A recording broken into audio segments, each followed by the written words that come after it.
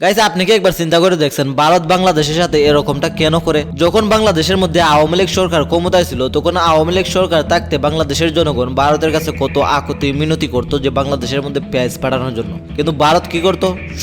ওই সময়ে জানিয়ে না জানিয়ে পেঁয়াজ বন্ধ করে দিত, যার কারণে পেঁয়াজের দাম বাংলাদেশের মধ্যে 200, 300, 250, 400 পর্যন্ত গেছে। আর দাম বাড়ানোর কথা আর ট্যাক্সের কথা তো বললামই না, যখন তখন দাম বাড়াই দিত, যখন তখন ট্যাক্স বাড়াই দিত, এগুলো তো বইলা কোনো লাভই নাই। কিন্তু এখন ভারতের এমন কি হয়ে গেল যে ভারত বাংলাদেশের কাছে পেঁয়াজ বিক্রি করার জন্য তার ট্যাক্স অর্ধেক কমাই দিছে, দামও কিছুটা কমাই দিছে কেন?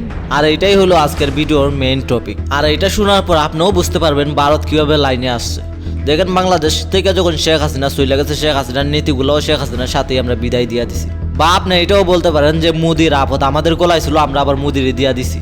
শেখ হাসিনা যখন বাংলাদেশের মধ্যে ক্ষমতায় ছিল, তখন ভারত শেখ হাসিনার সরকার মনে করতো না, ভারতের একটা সামসা মনে করতো, আর বাংলাদেশকে একটা দেশ মনে করতো না, ভারতের একটা গলি মনে করতো। আর এখন আপনি নিঃসন্দেহে বলতে পারেন বাংলাদেশ একটা স্বাধীন দেশ হয়ে গেছে।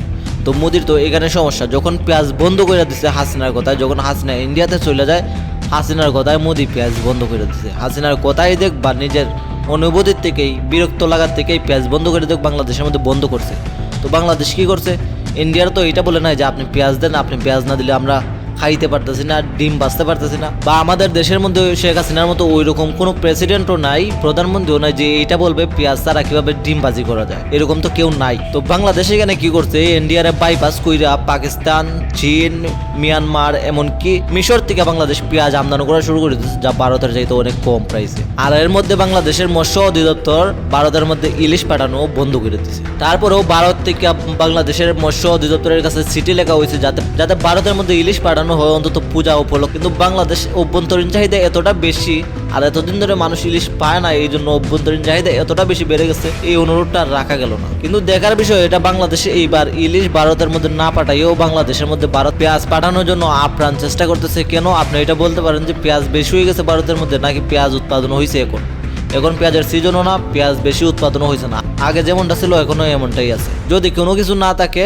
হাসিনা নাই আর মোদির ক্ষমতা আর নাই বাংলাদেশের মধ্যে। তো বাংলাদেশে অন্যান্য জায়গার থেকে, এমনকি পাকিস্তান থেকে পেঁয়াজ কিনা, পাকিস্তানের সাথে সম্পর্ক ভালো হয়ে যেতেছে, এইটা দীক্ষা কিভাবে মোদি সহ্য করবে? বা ইন্ডিয়ার এই বানানো বাজারটা, সাজানো বাজারটা কিভাবে নষ্ট হয়ে যাবো? এটার জন্য মোদি কি করলো? পেঁয়াজ আসিল 40%, এটা কমায় 20% নিয়ে আসছে। পেঁয়াজের দামও কেজি প্রতি 7 টাকা 8 টাকা কমাই দিছে। তারপরেও বাংলাদেশে বলতেছে আপনারা পেঁয়াজ নেন। অনেক পেঁয়াজ ভারতের বর্ডারের মধ্যে পৌঁছে গেছে। তো ভারতের সমস্যা এখন এই জায়গায়, বাংলাদেশের সাথে চীন, পাকিস্তান এইসবের সম্পর্ক ভালো হয়ে যেতেছে। ভারত চায় না এই সম্পর্ক ভালো হোক, তো আমরাও চাই না কে সাথে সম্পর্ক ভালো হোক, কে সাথে খারাপ হোক, আমরাও ব্যালেন্স করে চলতে চাই। এইটাও ভারতের বোঝা দরকার যে হুমকি দামকি দিয়ে লাভ নাই।